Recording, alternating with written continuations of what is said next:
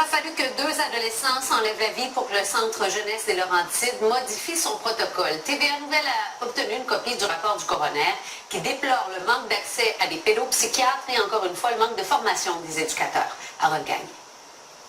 Mathias Boivin est admis au Centre jeunesse Huberdeau en 2011. Il a des problèmes de comportement, entre autres de nature sexuelle. Il menace de s'automutiler et de se suicider. Il est vu par un psychiatre et une criminologue à la clinique externe de l'Institut Pinel de Montréal. Une psychologue le revoit aussi plusieurs fois. Il recommande de lui imposer continuellement des sanctions lorsqu'il pose des gestes inappropriés. Il n'en peut plus y ingurger du désinfectant pour les mains et du détergent à lessive.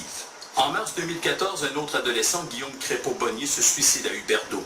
Mathias reproduit le même geste quelques jours plus tard. Il est sauvé et placé dans une unité d'encadrement intensif.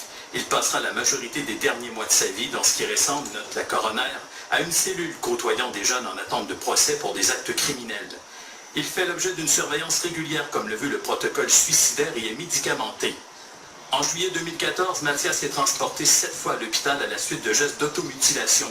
Il ingurgite des piles, des agrafes, des morceaux de céramique. Pourtant, au début du mois d'août 2014, des mesures de surveillance moins contraignantes sont appliquées. Mathias effectue un geste de strangulation avec ses mains devant une éducatrice 2 jours avant sa mort. Elle note seulement qu'il a fait une petite crise. Le 14 août, une éducatrice le découvre pendu dans sa chambre. Selon la coroner, Mathias avait besoin de soins additionnels. Les délais pour voir un pédopsychiatre sont de 260 jours en moyenne dans les Laurentides. Ce n'est pas mieux ailleurs au Québec. On a un pédopsychiatre pour environ 7000 jeunes, puis on devrait avoir un pédopsychiatre pour 4000 jeunes. La coroner remet encore une fois en cause la formation des intervenants du centre jeunesse. Les améliorations ont été faites dès le dépôt du rapport du commissaire local au plein. Voilà ce que ce responsable du centre jeunesse nous révélait il y a une semaine. Mais selon la coroner, les nouvelles mesures ont été mises en place seulement le 14 octobre, 7 mois après le premier suicide. Là, on a 2 morts.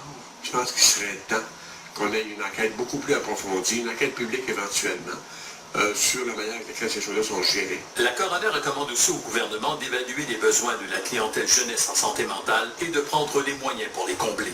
Harold Gagné, TVA Nouvelle, Montréal.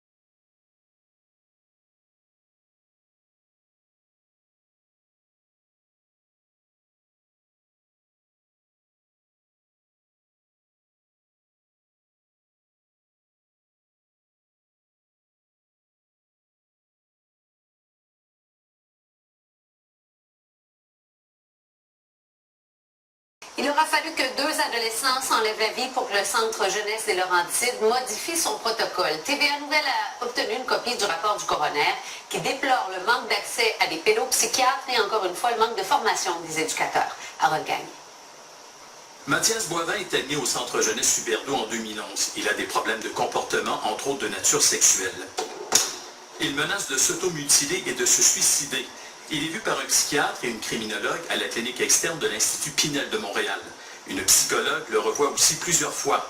Il recommande de lui imposer continuellement des sanctions lorsqu'il pose des gestes inappropriés. Il n'en peut plus y ingurger du désinfectant pour les mains et du détergent à lessive. En mars 2014, un autre adolescent, Guillaume Crépeau-Bonnier, se suicide à Huberdeau.